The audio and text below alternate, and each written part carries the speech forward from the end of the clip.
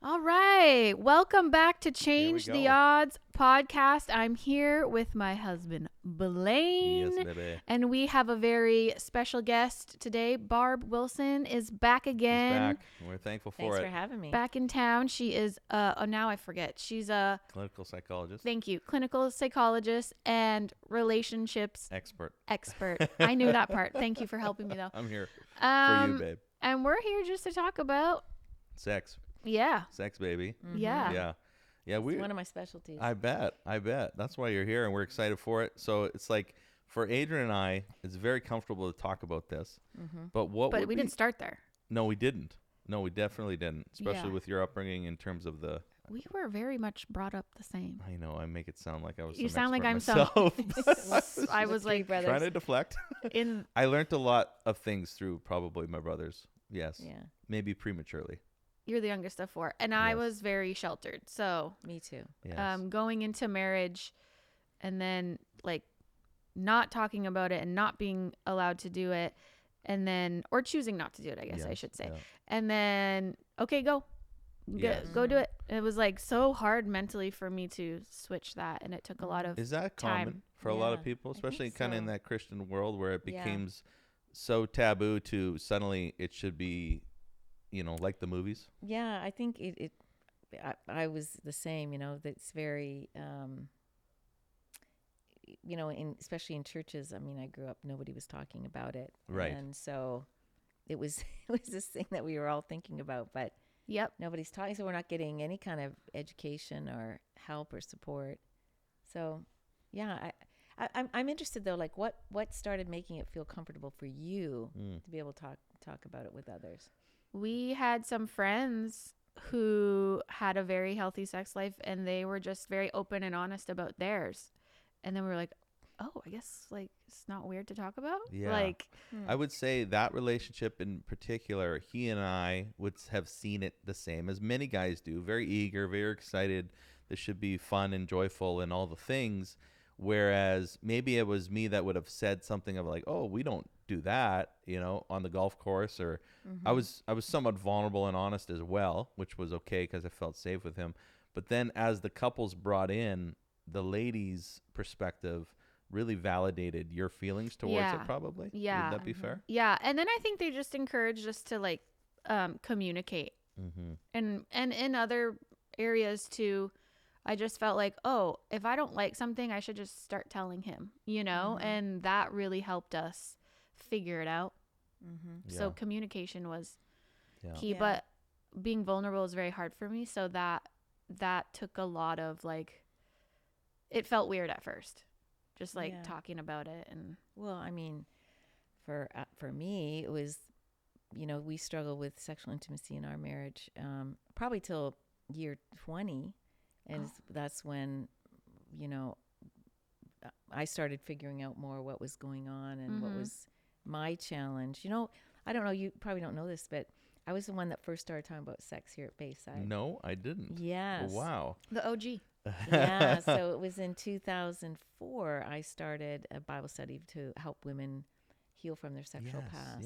Yes. But nobody was talking about that here. Was that hard? Like, did you feel like people looked at you differently? It was terrifying because we were doing like, how you have big Wednesdays? Yeah. So it was like one of those. And I'm up at the front and there's all these pastors and they're talking about their Bible studies, right? Wow. And like, I'm going to do one on prayer and I'm going to do one on, the book of James. And I'm going to do one on, healing from your sexual past.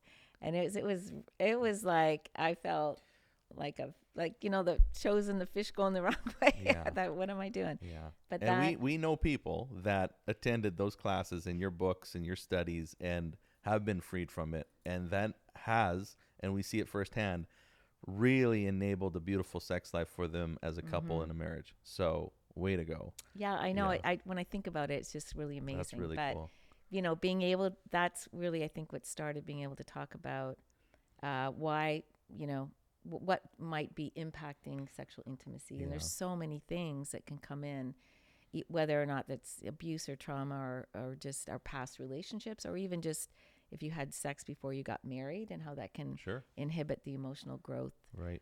in your relationship. But then even just culturally, right? You know, with pornography and shows, and that's just this idea of what sex is supposed to look like. Yeah. Can I ask a question? What made you want to start talking about it? Like, did you feel like God put it on your heart, or was it like, I see a problem here? And it came out of my own story. Now, I did a whole episode with Kevin on that. I don't know if you were on that, but you know, out of my own past, you know, my first sexual experience was like a date rape, and then I ended up, you know, getting married when I was 18, and that didn't last. I got divorced. I'm 21. Wow. Then I became more promiscuous during that time. I was a Christian, but not really walking with the Lord. I was really broken, let's just say, Sure. and going down a path I couldn't get off. And then I got pregnant. And at that point, you know, just feeling pretty devastated. So I had an abortion. So here I am, you know, I've been married. I'm getting a divorce, living in Canada. I'm playing the piano at church. My dad's a pastor. Your dad was a pastor too. Yes. So, okay. And then I've had this abortion, and so it was this like crisis moment for me. But then, you know, got married to my current husband. And, but then for the first 20 years of our relationship, where I really struggled with sexual intimacy, not only desire, but even just feeling like it was something good or pleasant. Right. And I didn't know why. At the same time, I'm teaching abstinence, going into schools. I'm learning about the brain and bonding, and, you know, intimacy, and how, you know, sexual wounding or things in our past can impact our ability to bond in a relationship, and see sex as something beautiful. So when it feels, you know, it can feel negative and shameful, which is what sometimes keeps us quiet.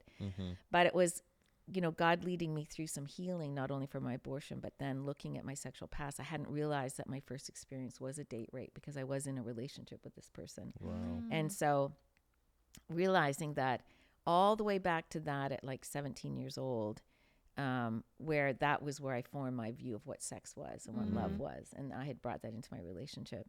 And so God started taking me through my own healing, and it was so transformative in terms of how I saw my husband and being able to bond with him emotionally, and then see sex as completely different. Something that was also for me, not just for him, something that was really bonding and fun and passionate. I mean, and, you know, like babies crawling, we had to like learn some things, but it was out of that then God led me to start sharing my story. And I realized, oh, there's so many people. This is not just hurting. Me. Yeah. Wow. You're not unique in it. Yeah. And nobody was talking about their sex life. So I didn't know what my problem was. I kept thinking, what is wrong with me? Wow. Well, my husband kept saying there's something wrong. He knew. But so, you know, God just being able to heal all of that, like, you know, and understanding the difference too between forgiveness and healing, you know, asking for forgiveness, but then not realizing that healing is a different journey. Yeah. You know, actually looking at those past experiences that have hurt us, and how it was impacting my relationship. And so the healing was so amazing, so that, you know, I started writing books. I got books published on it.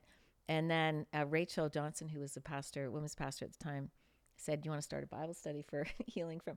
Whoa, that would be crazy, you know? Wow. And that's really cool. 2004, and I'm still doing it today. Here we go. Just let it group last night. Amazing. What I love about your story, I heard this on a podcast, but it's like, God isn't always in the business of preventing, but he's always in the business of redemption. So he let you walk, because we have free will, he let you walk through all that stuff, knowing that he could redeem it and use it for so much good and healing in other people. I think that is so such a cool story. I actually didn't know like any of that. Is that right? Yeah, I'm like, you just kept saying things, and I was like, and you're a pastor's kid. It's all in my first book. Okay. Yeah, The Invisible Bond. Yeah. And then my second book, Kiss Me Again, I talk more about how it impacted our marriage. And then it you know, has some steps of healing for couples if one or both bring things from their past into the relationship, which is what, like 95% of people today. Yeah, for sure. So how old were you when you went to school to be a clinical person? Why can't I say it? Because your brain's going through a lot today. Okay, thank you. Yeah. You're so kind. I was 57 when I went back to school. Are you serious? I'm That is serious. so impressive Inspiring. and I was gonna say Thank you. motivating and inspiring. Because Yeah, I always, after I went through menopause. which we just talked about. Check So if that you haven't episode. listened to that, That's why I give you hope. Like, you Yeah. know, there's life after. Barb, Like, my brain was still working. you're after like Incredible. a Moses, you know, like doing things. I know. I took psychology as a undergrad, but 30 years later, I went back to school. Come on. More than 30 years later. Wow, And I'm so there's impressed a by big you. acceptance, process to get your doctorate. So I had to go through interviews and write all these. Yeah. And they accepted me. And I said, God, if you keep opening the door, I keep saying that. If you keep Oh, opening the man. door, I'll Yeah. go through it. Wow, and And he has so used you in here I so many am. ways. I love Yeah. it. I love the obedience.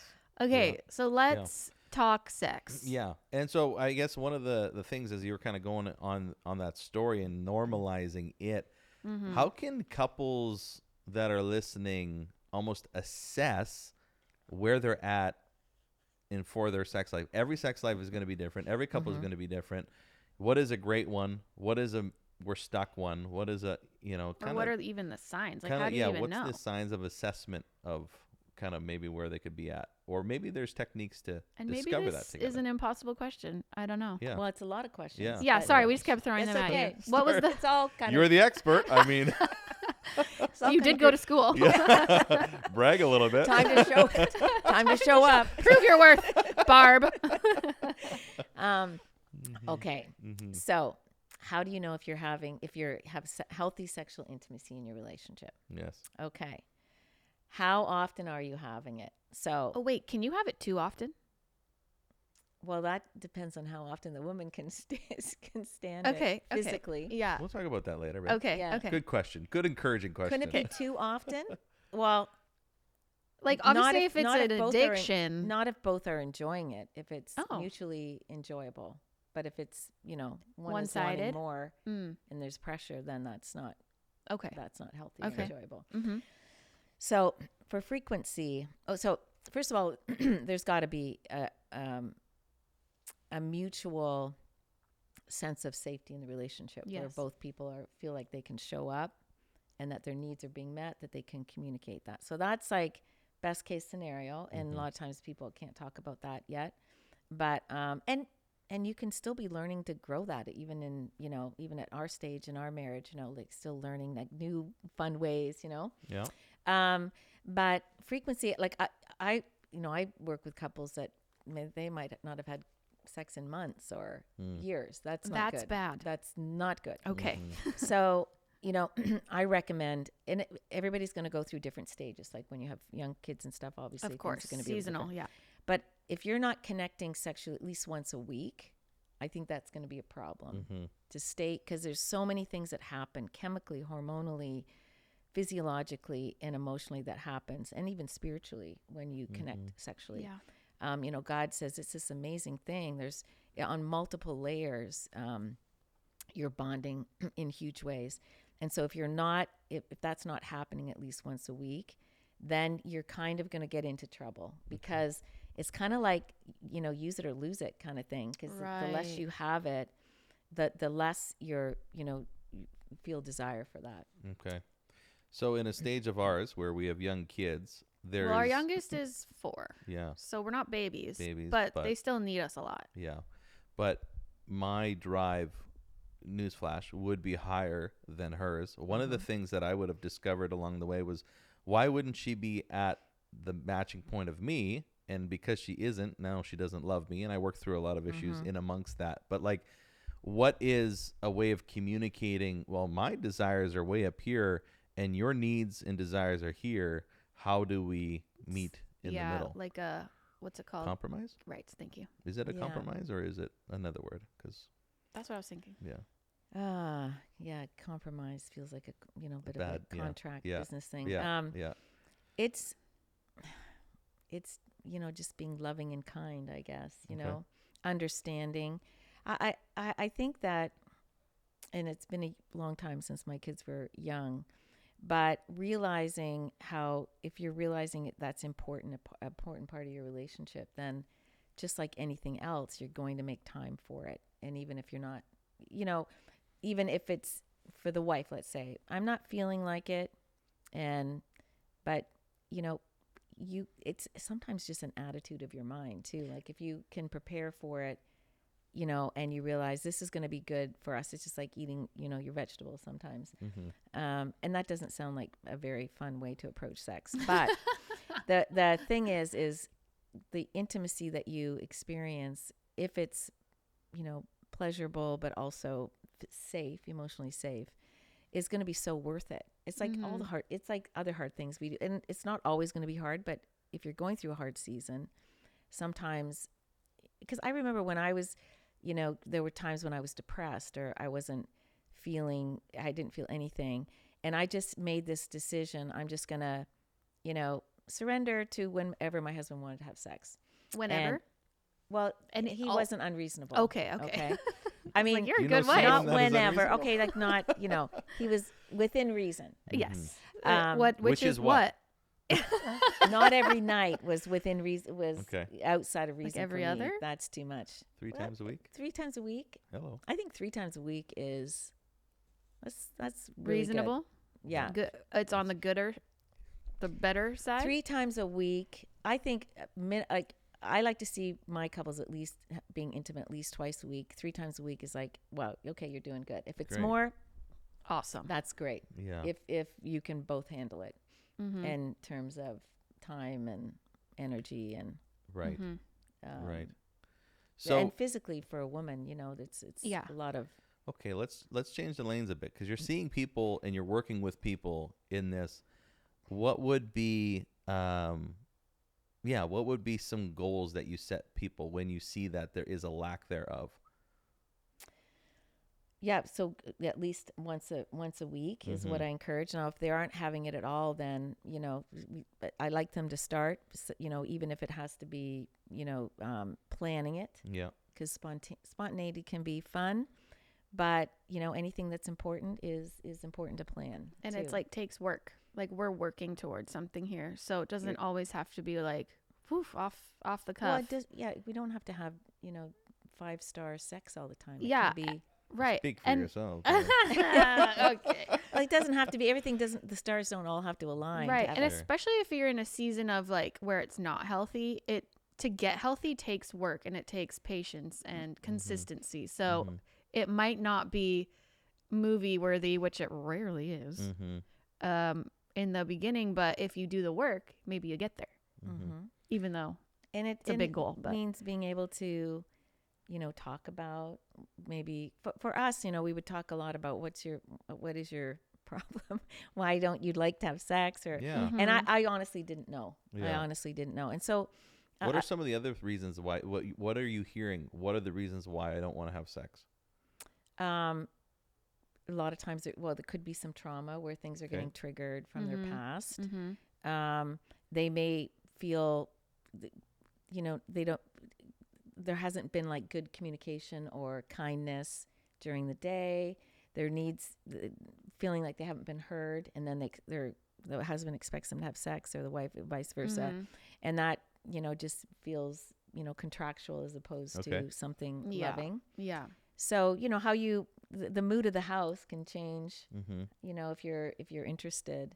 Right. And sometimes, you know, if we've been having a rough day between the two of us, we might have to talk things out for an hour before we were intimate, right? Yeah. Like it was, and I'd always say, well, this is a great time I can get Eric to talk Open now. up. Like, all the things I've been wanting to talk about, because he wants to have sex. So, and not that it was like, you know, tit for tat, but it was just a great opportunity to increase that kind of intimacy and then, you know, enjoy some physical intimacy where I felt like, okay, I feel like I've been heard. Yeah. It's multi-layered and it's very complicated. I think for me, at one point in our relationship, like it just didn't feel great because I wasn't willing to talk about it and say, this doesn't feel great. And then it was just very like mechanical. And I was like, I don't want to do that. Like there's nothing in it for me really, you know, because we were still learning and I was just too afraid to say anything. So it wasn't motivating for me, you know? Does that make sense? And so then what made that change? We started figuring it out.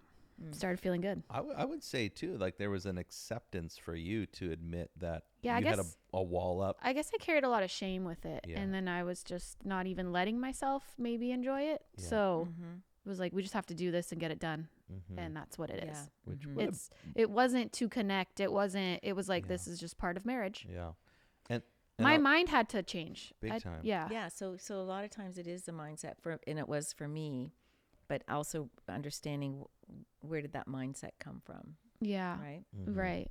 And for you, I mean, if you grew up and you didn't have anything in your past, there could still be cultural mindsets that create Definitely. shame. Like, we grew up in purity culture. So Yeah. it was like, Great shame around. don't even, like, we need to wear a long sweater if you're wearing tights at youth because the boys will stumble. And like, there's stuff to that. Like, I get it, but it was just so much shame focused. It wasn't like out of a loving respect for your peers, I Yeah. feel. Yeah, It was just like it was definitely more rules. shame. Yeah, Yeah. more rules, and not to switch it a little bit, but to ask the question of like, what is the goal of sex in marriage? Right? Is almost a simple question, but it isn't a simple question. Right. Because 'Cause I'm analyzing it now of a selfish fulfillment of pleasure. which is what I saw it as too. I was Yeah. like, it's just for him. Yeah. It's just for him. It's just Yeah. me serving, Right. serving, serving Mhm.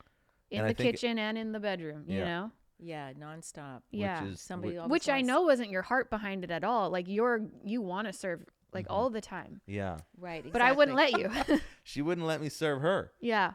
Huh. You know what I'm saying? Right. Okay. So I mean, I think She's we're analyzing I us think right we're now. in and I'm okay with jumping Yeah. into a session here, Barb, because we love being able to talk about it, to normalize it and understand that it's such a very common tension in a lot of the marriages. So Mhm. Well, I- okay, you think about just, the sexual act. It's you have to let go mhm, even for a woman to be able to have an orgasm. Mm-hmm. There's a little bit of this surrender that you have to. Yeah, and I wasn't Yeah. willing to do that in the Mhm. beginning. yeah. It could because many years. it's scary to kind of surrender that, and then there's sometimes that feeling of being out of control, like you're giving somebody else control over your body. Yeah, 100%. It's And kinda we talked scary. about personalities and And I love autonomy. yeah, And love I control. hate vulnerability, and I love control. Mhm. So Yeah. that makes sex very hard. Right.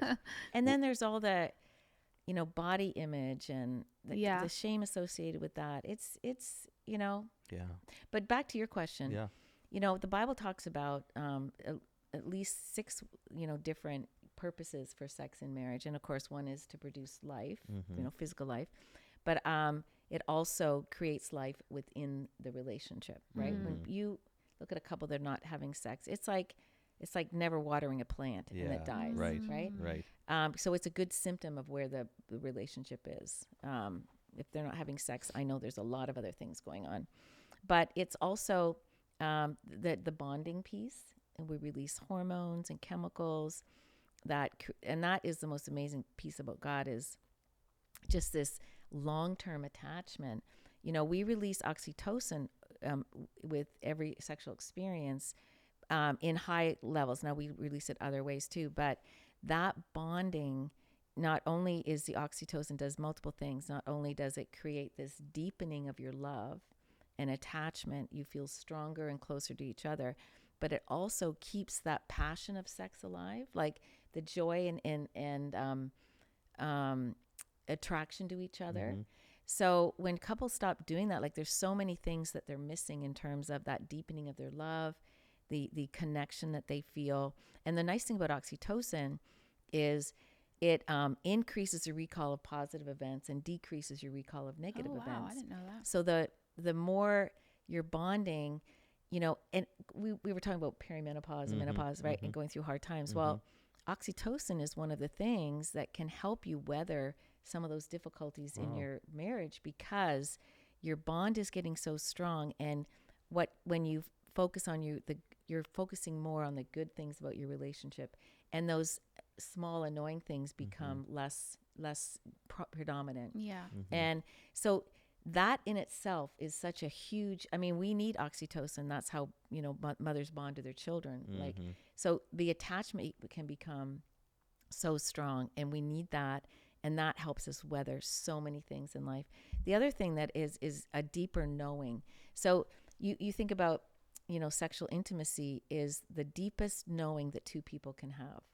I mean, your spouse in so many different, in a deeper, more vulnerable, surrendered way than in any other relationship you have, right? Yes.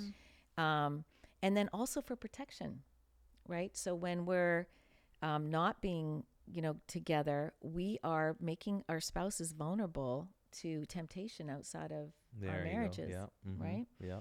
So, and then also for comfort, it talks about, David comforting Bathsheba after her loss. So which loss?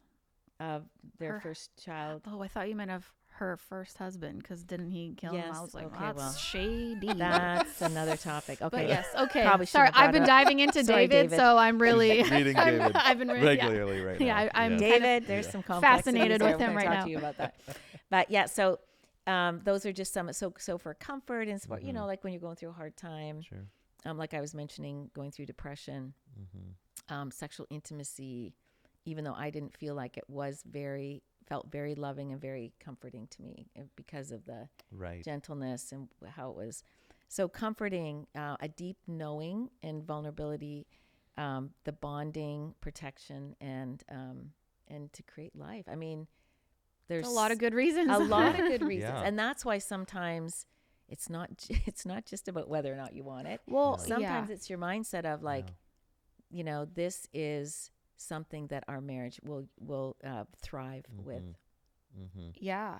And then that overflows into your family. Like, Absolutely. your kids will feel the secure bond that you have with each other. Absolutely. And I always say to her, like when she's stressed out and things like that, I'm like, you need it. he tells me I need it all the time. And sometimes he's right. And sometimes I'm like, no, I think you need it. I'm fine. Also, right? honestly. Okay, I'm laughing because my husband would tell me the same thing. And I always know when he needs it. Always. It's like 2 days. Wow. Oh, he's grumpy. It's We like hitting a golf ball into the ocean. I You're feel a gonna little have good odds. manipulative because if he's like snappy at the kids or whatever, I'll be like, I just gotta get her done. And then everything's happy. And I'm like, sweet. Yeah, what is that in me? Well, because you're releasing a lot of amazing chemicals that can last for, a couple days, a few days, but then the bonding. So both of you feel connected. So it creates a sense of well-being inside of you. You feel loved. You feel this connection. You have this, dopamine. Sure. And so, yeah, I mean, it can last for a couple days, and so it does impact your whole family. Because I don't want to be in a position where I just get grumpy, or I do get grumpy, and I feel this is one of our tensions earlier on is the using of someone. I didn't feel healthy about that. It's like, well, if this is only for me to be, am I broken? Is something wrong with me? Why don't you love me? If you don't enjoy this, why don't you love me? So I was worried about the idea of that, manipulation of, oh, I just need it. Just service that and then be done. Well, but you bring up a lot of great points as to what that isn't. Yeah. The complication too for men is they do feel more, disconnected the longer they've gone without sex. So for something about the sexual intimacy that makes them feel connected and loved, and everything is right with the world. Right. Women tend to need that more emotionally, and then sex is kind of just a nice addition to that. But that's why I think it works great, because if the husband is needing it to feel connected, but then the wife needs the emotional, and that draws their need to have that emotional connection from the husband, and then the sexual connection that happens for the husband, and it's intertwined. But it's like God has this whole cycle of completing each other. Yeah. Yeah, that's so true. I think about how I've learned to unpack Adrienne's mind, talking about you get Eric and you get this opportunity to talk through a bunch of things. Okay, you got him. I also, and this is why it's important to get to know your spouse, right? I know that if I'm able to unpack a lot of the things in her mind, it's going to be a more enjoyable session, right? Let's say, i.e. hotels, getaways, the detachment from the kids' responsibilities. I got to think that that's a big piece of, like, just knowing your spouse. Absolutely. You see that a lot? Well, and I think you're making a good point, because a husband being sensitive to allow their wife to download maybe before sexual intimacy makes them feel heard, makes them feel close. We will do that. Absolutely. And then Here's all the things that are stressing me out right now. I just need you to wear them too, and then, then I can. Yeah. You're not alone, right? Yeah, we can get it's to hard those when you things. feel alone in your stress. Yeah. How am I supposed to dive into this? Right. Yeah. Right. Because And you're then, saying you let go of your mind. I can't unless I. Yeah. right. Go ahead. Right. So to totally surrender yourself to that person, feeling like you're not just being used, but you're being heard and they're meeting that emotional connection. I mean, it can be such a beautiful thing if we are not being completely selfish, even for the wife, not being completely selfish, like, I don't want it and I don't care that you need it. Right. That's a little bit selfish. I've because been there. realistically, men do need it more. So, I mean, I'm sorry, that is a hard reality. Yeah. But if you're a loving, caring wife, and a lot of my friends that have really good, strong marriages, like we learn to, have that mindset to be able to care for our husbands. And not that we're doormats or anything, but Right. and that's the beauty of, a long-term relationship and talking those things out. For sure.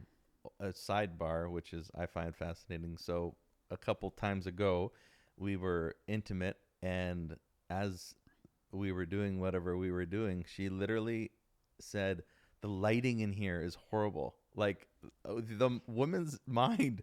Please explain this, because I am fully engaged in the moment. Is the women's mind all over the place? Oh yeah. We can think about 20 other things while things are going on. It's actually really hard to shut it off. Like you have to actually try harder to shut your brain off than to be aware of like other things going on. What? Yeah, it's opposite, I think. Yeah. Well, because for us to be emotionally, like, completely immersed, like, we need to be, kind of have that touch and caress and feel the arousal. But before we're really there's a lot of things that have been going through our minds. Wild. Yeah. Wild. So how do we get you guys in that position? How can we help men discover? I don't know if there's and crack the anything code? that men can do. I think. Yeah. This is, are you trying to fix it? Yeah, let's just not even go there, actually. Because I want you to be in the moment. This is the exciting part about marriage, This is learning and fun. growing. And I know, but the thing is, here's the thing. When your kids are gone, we've been empty nesters now since 2000. The kids come back, they bring their kids, but that's fun. But like, not responsible for children since about 2007. And I'm telling you, then a lot of things fall off of your mind. yeah, it's when you have kids and Okay. lunches need to be made, and I haven't There's a- shaved my legs in 3 weeks, and like there's Right. just so many things. Yeah. I don't know. It's just life. It a lot is- of life that lives it's in our just a lot heads. of life. But you're still enjoying it, right? It's not like it's Oh yeah. yeah, Just my process is going to be different than your it process. sure is. It really is. I don't It's really think you have a appreciating process. those differences, I not think it's a trying to one be Blaine the process. same. Yeah. Wait. No. Let Say her it say again. that again. Say it again. It's appreciating the differences and not trying to be the same. Yeah. Or fixed. She's not going to be the same as you, and it's okay. Thank you, Barb. I feel seen. But I want her to enjoy it to seen the it. But- fullest. Yes, but you're not listening to what she's No, you're not- saying. but You're how still does- trying to fix me. I'm not broken. Okay, I'm you just- are enjoying it. I All you need am. to say is yes, I am enjoying I'm it. just gonna Validate get me. there later and Good. differently than you Yeah. are. I can't wait. And it, Oh god, you I don't see think- what I'm dealing I don't with think here. he's getting it at No, all. I She may not totally experience it the same way you do. That's never, okay. ever. We might not be changing the odds today. That's funny. Okay, so yes, so as time goes, can couples feel motivated, encouraged that it does get better, or are there some serious things that you need to make sure that you're talking about now so that sex is great in 10 years, if you're maybe in our stage of life? Oh yeah, if there's some there's some things that are a challenge, and you'll know, then yeah, it's really important to get some help.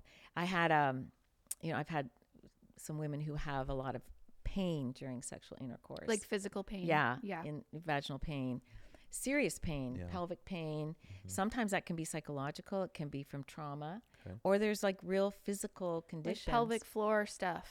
Yeah. right? Or there's that vaginosis, but it's like where your vagina contracts and gets tight. And so sometimes, people will let that go on for years and years without getting any help, and like really, impact their relationship. And this is, I think I do that too. Like I kind of go, could I just take care of this myself rather than just going and getting some help? There's so many people out there that know so much more than you about all of these things. That's true. And people just suffer so much longer than they need to.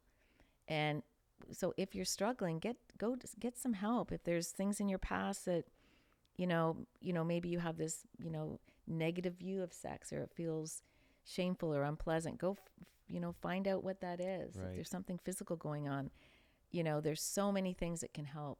Yeah. So you're saying like, one, it's like go to a doctor or a pelvic floor therapist, and then also see like a counselor or a therapist, or come to you, read your books. Yeah. Exactly. Right. Yeah. Because listen to the podcast.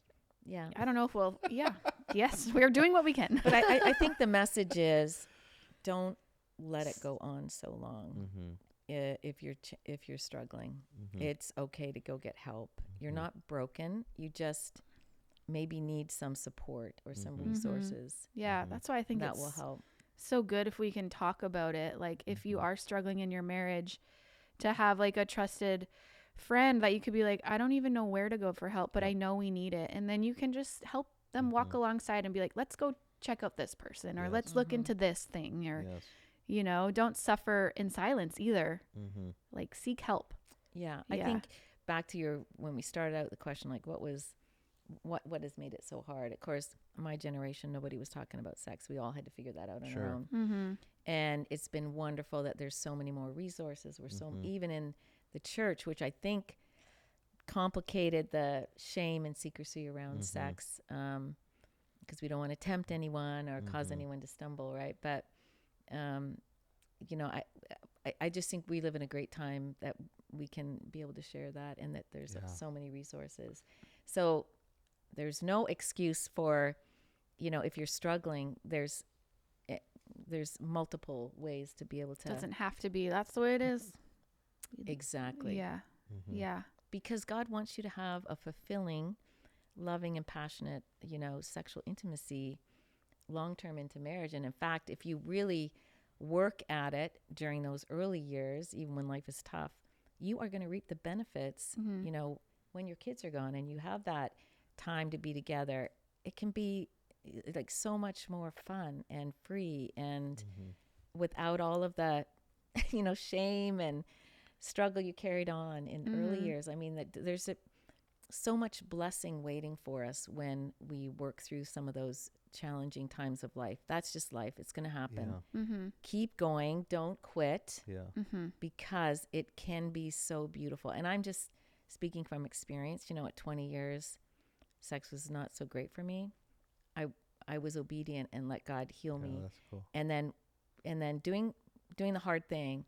And now we're reaping the benefit. In fact, I got this amazing note from my husband for my birthday. Like, I can't believe that, life is so great for us, and we're still passionately in love. And thank you, Lord. We, God, his plan is so perfect, but we have a part in that, in being willing to make those steps to be able to reap that benefit. Looking back, what is one thing that Eric really was very good at to encourage that journey in life? He seems like a patient guy. Was he super patient with you? Yes, and a super loving, a gentle lover, like not pressured, always make sure I'm not, I'm not hurting, not pressuring me. He could pout once in a while, but not pressuring me. And that's the other thing, like you can say no, but like, don't be mean about it. And then, offer an alternative. I always say, not tonight. Okay, you surprised me. I'm not ready tonight. I'm tired. Tomorrow night.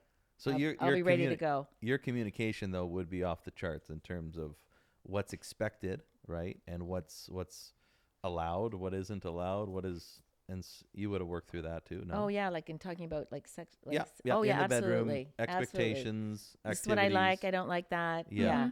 Yeah. Can you do that for me? I was like my back scratched. Yeah. Like, oh, this is better than an orgasm right now. Kind of I like can you. relate. I get so itchy. I love my back scar. Anyways, TMI. My husband, we totally don't. Kids, you can't. We listen to love that. Barb After Dark.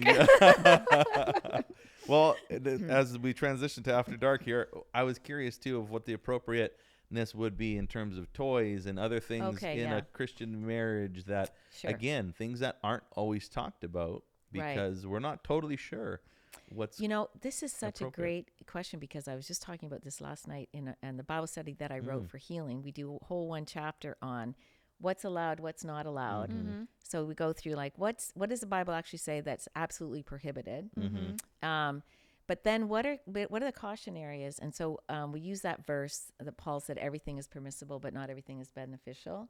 Everything is permissible, but I will not be mastered by anything. And so there's 3 questions, and I'm sure I got them from someone else, but they're really good. So first one, so when you're thinking about bringing things into your relationship, you want to ask 3 questions. First of all, is it prohibited in Scripture? So let's say, for example, pornography would definitely be prohibited, right? Because it's going to answer all the questions. The first question, is it prohibited? Then is it beneficial? And when it comes to sexual intimacy, does it involve anyone else?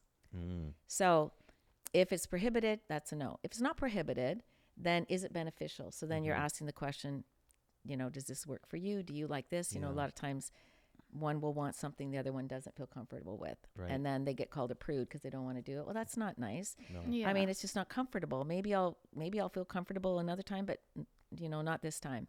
But then the third question is the defining one. If it's involving anyone else, like pornography or anything, then it's just clearly not allowed inside relationships. So then as far as different, sexual, activities, as long as that's, enjoyable by both, totally permissible.